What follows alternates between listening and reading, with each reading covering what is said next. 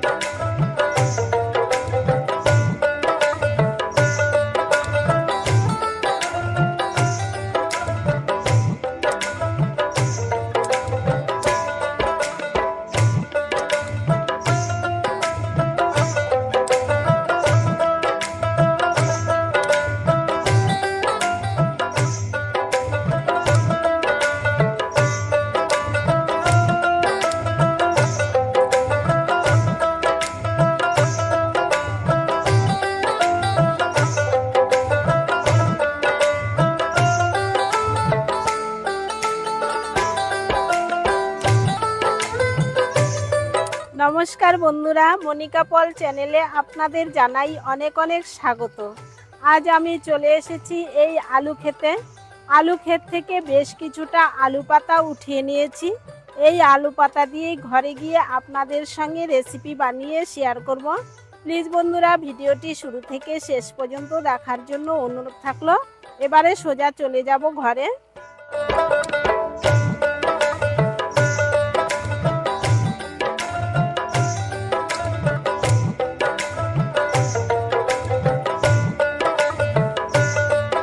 ক্ষেত থেকে শাক উঠিয়ে সোজা নিয়ে চলে এসেছি রান্নার কাছে।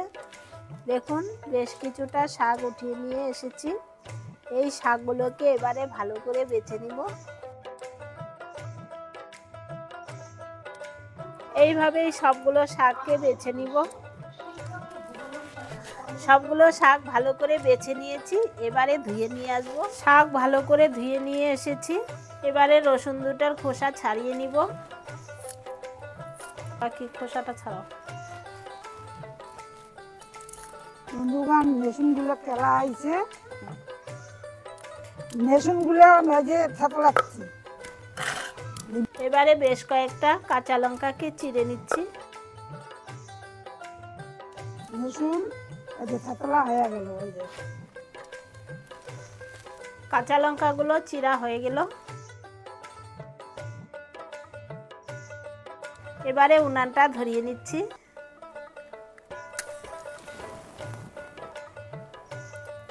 উনানটা ধরিয়ে নিয়েছি, এবারে কড়াটা বসিয়ে দিচ্ছি। এবারে কড়াইয়ে দিয়ে দিচ্ছি শাকগুলো।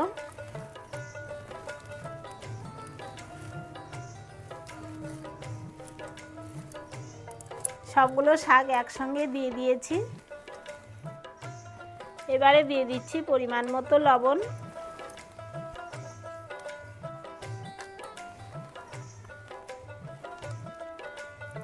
সামান্য একটু হলুদ গুঁড়ো। এবারে ঢাকা দিয়ে শাকগুলোকে ভাপিয়ে নিব।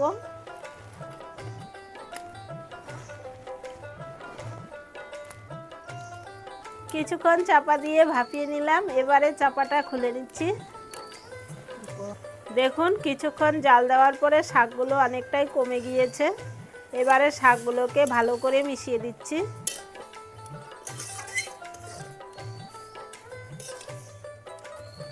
এবারে যে শাক থেকে জল উঠেছে এই জলগুলোকে উঠিয়ে নিচ্ছি। দেখুন অনেকগুলো জল উঠেছে।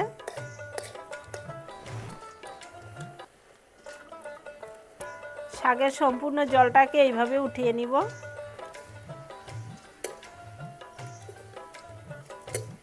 শাক থেকে সম্পূর্ণ জলটা উঠিয়ে নিয়েছি। এবারে দিয়ে দিব বেশ কয়েকটা কাঁচা লঙ্কা চেরা।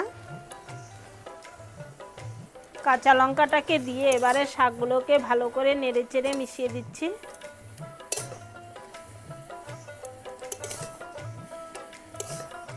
এইভাবে কিছুক্ষণ সময় ধরে শাকগুলোকে রান্না করে নিব। কিছুক্ষণ সময় ধরে রান্না করে নিয়েছি। দেখুন শাকগুলো ভাপানো হয়ে গেল। এবারে নামিয়ে নিব। শাকগুলো নামিয়ে নিয়েছি। কড়াইটা পরিষ্কার করে আবারও বসিয়ে দিয়েছি। এবারে শাকের মধ্যে ফোড়ন দিয়ে দিব। কড়াইয়ে দিয়ে দিচ্ছি সরষের তেল। তেল ভালো করে গরম করে নিয়েছি। এবারে দিয়ে দিচ্ছি 3টি শুকনা লঙ্কা। শুকনা লঙ্কাটাকে হালকা করে ভেজে নিয়েছি।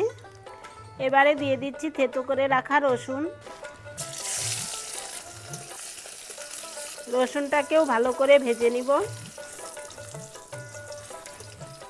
রসুন লালচে কালার চলে এসেছে। রসুন ভাজা হয়ে গেল।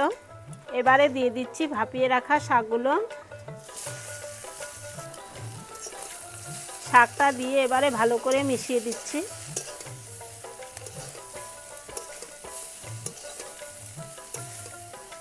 এইভাবে নেড়েচেড়ে আরও কিছুক্ষণ সময় ধরে রান্না করে নিব। 2-3 মিনিট সময় ধরে নেড়েচেড়ে রান্না করে নিয়েছি। আলু শাক রান্না হয়ে গেল। এবারে নামিয়ে নিচ্ছি।